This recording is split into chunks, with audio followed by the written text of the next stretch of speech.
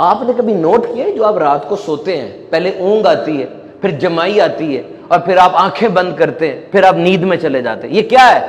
This is a complete process. Sleep is having 3 stages. نیند کی 3 stages ہوتی ہے، اور یہ REM sleep, rapid eye movement, یہ تیسری سٹیج ہوتی ہے جب آپ کو خواب آتے ہیں. یہ ڈیپ سلیپ ہے. اور اس دوران آپ کی جسم کی کنڈیشن کیا ہوتی ہے پتہ آپ کو؟ Your body has been paralysed by your brain. آپ کا دماغ آپ کے اعضاء کو بے حس کر دیتا ہے، بند کر دیتا ہے. ریپڈ آئی موومنٹ کے اندر مسل ٹون لو ہو جاتی ہے، آپ حرکت نہیں کر سکتے. کیوں؟ ورنہ آپ خواب دیکھیں تو اٹھ کے ہلنا شروع کر دیں. دماغ نے آپ کے جسم کو بے جان کر دیا، ایک طرح سے سننے کی صلاحیت روک دی. آواز اندر جا رہی ہے، دماغ میں پروسیس نہیں ہو رہی، ورنہ تو آپ اٹھ جائیں گے. بلڈ پریشر، ٹمپریچر بھی اور ہو گیا. یعنی آپ موت کے بالکل قریب ہیں. You are 1 stage away from death. بالکل نکر پہ کھڑے ہوئے ہیں آپ. اگلی سٹیج کیا ہوگی؟ اور اسی سٹیج سے روزانہ اٹھ کے واپس آپ آتے ہیں.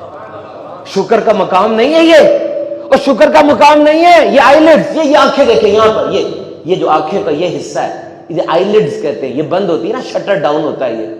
یہ ایک بیماری ہوتی ہے ٹوسس، PTOSIS. اس میں یہ جو جھلی ہے نا، یہ بند نہیں صحیح طرح ہوتی، ان کے مسل کمزور ہو جاتے ہیں. یا تو بڑھاپے کی وجہ سے ایسے ہوتا ہے، یا دماغ کی طرف سے سگنل آنے بند ہو جاتے ہیں.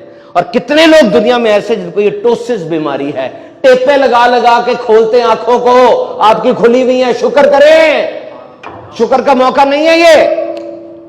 اللہ تعالیٰ سے شکر کریں، شکر کو اپنے ساتھ رکھیں.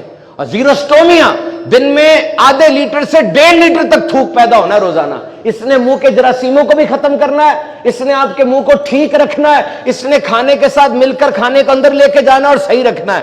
اگر یہ تھوک پیدا نہیں ہوگا، آپ کا منہ سوکھ جائے گا، بیماریاں لگ جائیں گی، کھانا ہضم نہیں ہوگا، ٹیسٹ بھی صحیح نہیں آئے گا. روز تھوک پیدا ہوتا ہے، شکر کرو رب تعالیٰ کا. اور سب سے بڑھ کر شکر یہ کرو کہ اے مالک تو نے ہمیں اپنے حبیب کی امت میں پیدا فرمایا. نہ ہم نے دعا مانگی تھی، نہ ہمارا ایسا حسن کوئی خوبی ہے، نہ کوئی عمل ایسا ہے. وہ امت جس پر دیگر انبیاء رشک کرتے رہے، اس میں ہم پیدا ہو گئے. شکر کرو.